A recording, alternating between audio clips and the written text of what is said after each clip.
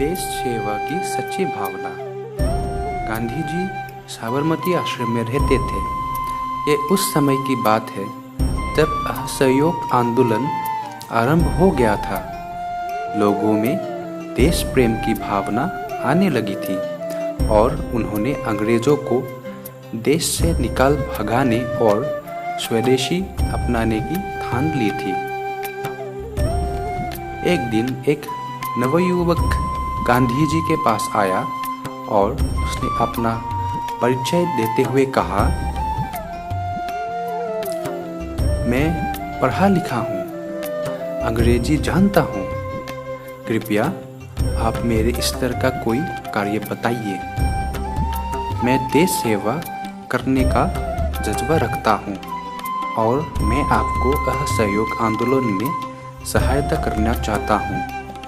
गांधी जी धैर्य से उस युवक का पूरा परिचय सुनते रहे, किंतु जैसे ही युवक ने अपना परिचय देना समाप्त किया, वैसे ही गांधी जी बोले, फिलहाल आश्रम के लिए भोजन बनाने की व्यवस्था करनी है।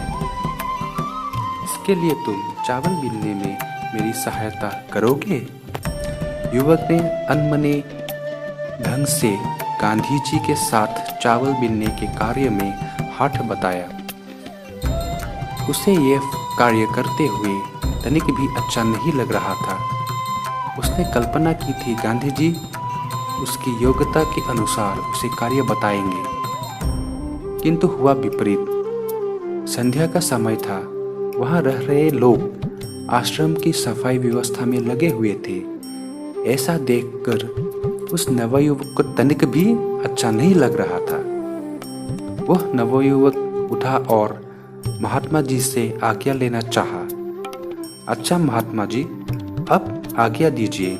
रात्रि का खाना मैं थोड़ा जल्दी खाता हूँ, इसलिए आप मुझे घर जाने की आज्ञा दीजिए।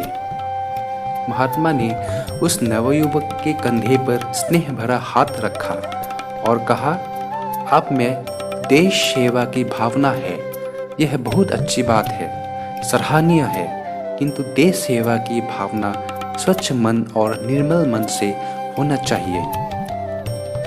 इसमें अपने आप को श्रेष्ठ ना समझकर सबको समान मानते हुए देश हित में कार्य करना चाहिए। मैं जो कहना चाहता हूँ वह आप समझ रहे होंगे। वह नवयुवक गांधी जी के बातों को भलीभांति समझ रहा था।